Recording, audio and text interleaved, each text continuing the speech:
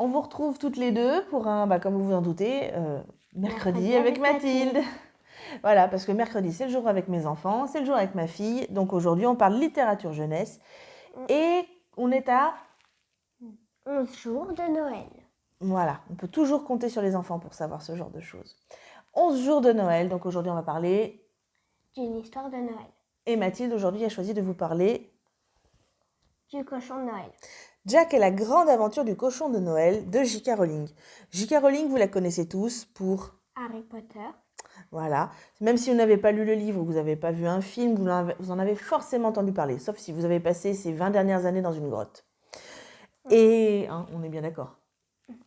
Donc J.K. Rowling qui a écrit donc Harry Potter, elle a écrit pour les adultes aussi. Elle a continué à écrire pour la jeunesse. Et aujourd'hui, on va s'intéresser à celui-ci puisque, comme on vous a dit, Noël, bientôt Noël. Mathilde, tu as lu ce livre. Est-ce que tu peux nous parler des personnages de cette aventure du cochon de Noël, s'il te plaît? Bon, alors on a Jack, comme dans le nom du livre. Enfant calme, posé, primaire. Ok. Bon, c'est pas tellement son âge, mais on sait qu'il est vers la primaire, quoi. On a le cochon. Ouais. C'est son cochon, son meilleur ami, son fidèle cochon, tout sale, tout mâchouillé et tout.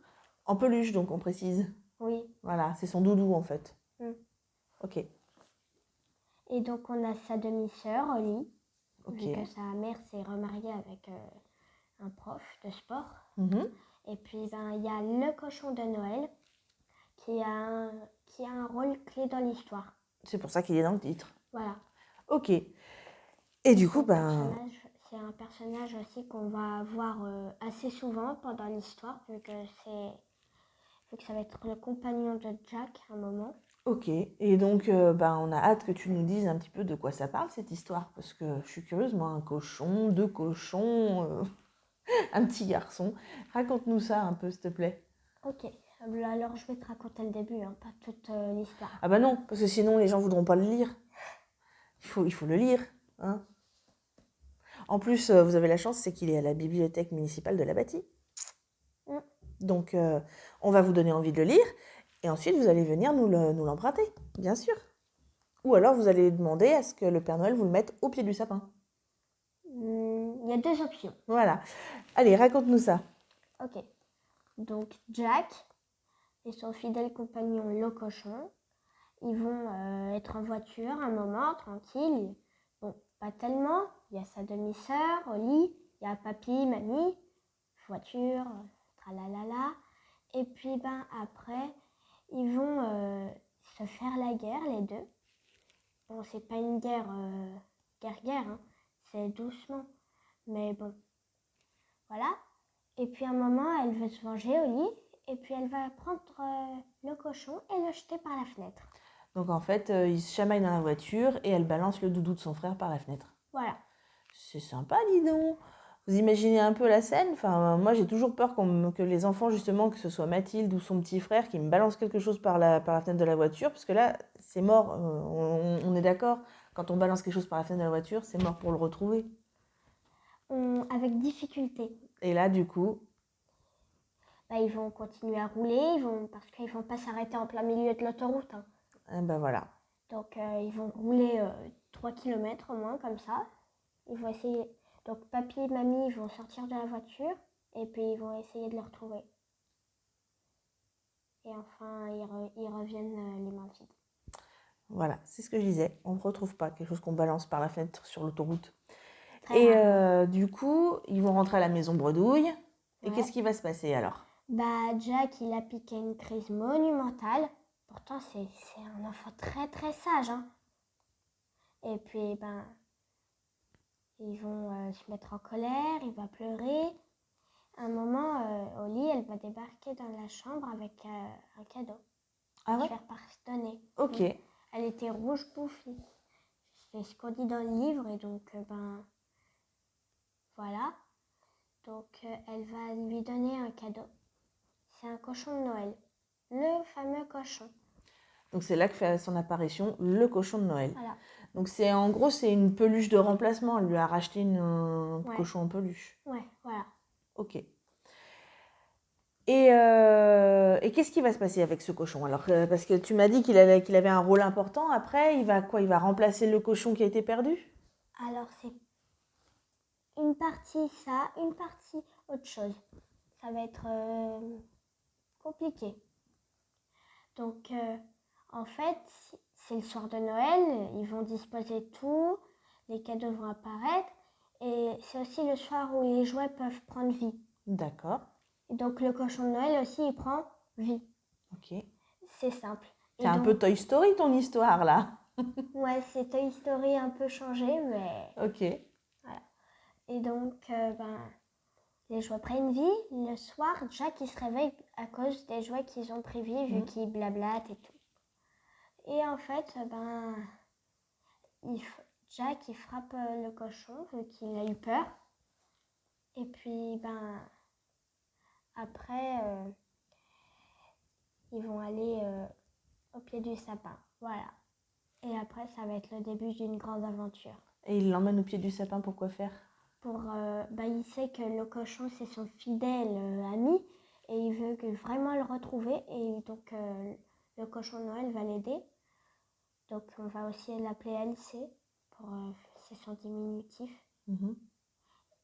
Et puis, en fait, ils vont partir et puis ils vont aller dans plusieurs endroits d'un pays. Un pays mystérieux qu'on peut accéder uniquement par une formule. Et c'est quel pays? Le pays des choses perdues. D'accord. Ah, c'est sympa. Mm. Et donc c'est là que démarre la grande aventure au pays des objets perdus, des choses perdues à la recherche de le cochon. Ouais. Ok. Et donc la seule formule, c'est « je me retrouve plus, je suis perdue ».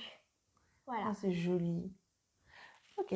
Et donc, on va pas vous en dire plus sur les mystérieuses aventures de Jack et du cochon de Noël au pays des choses perdues. Parce que le but, c'est que vous découvriez cette magnifique aventure à la recherche du cochon en lisant le livre. Oui. À savoir que du coup, c'est une très belle histoire de Noël. C'est une très belle histoire magique, une très belle histoire de voyage, d'amitié, d'amour aussi.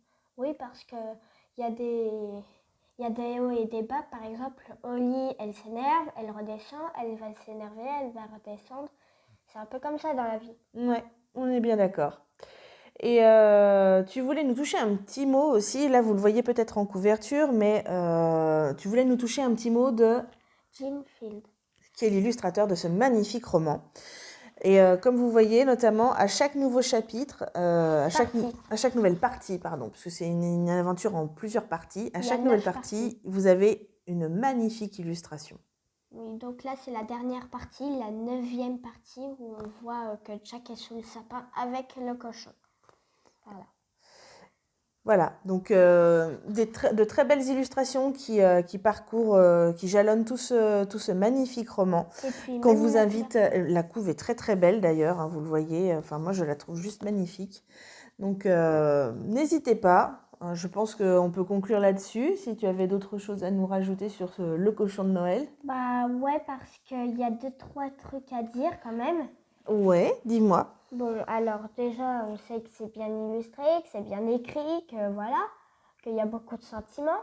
Mais il y a aussi l'âge à préciser parce que... Oui, tu fais bien de nous le préciser parce que souvent, c'est ce qu'on me demande en bibliothèque. Moi, c'est est-ce que j'ai le droit d'emprunter ce livre? Est-ce que c'est pour mon âge?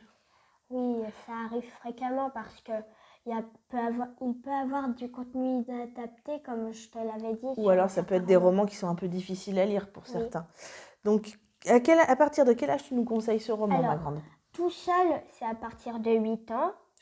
Voilà, moi je pense comme toi, je suis d'accord. Parce que 8 ans, ça commence à devenir assez bien pour le lire, vu qu'il est assez épais quand même pour des petits. Mais pas trop compliqué, avec pas du vocabulaire trop difficile non plus, ça reste abordable.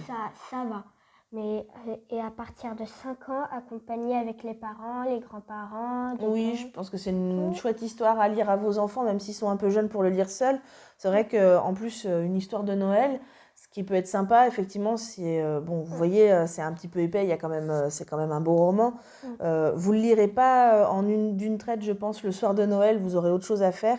Mais je pense que à partir de maintenant, à 11 jours de Noël, je pense que c'est jouable de lire petit à petit ce roman jusqu'à Noël, l'apothéose. Oui, Je pense, hein. oui, parce qu'il y a 9 parties, au moins une partie par jour.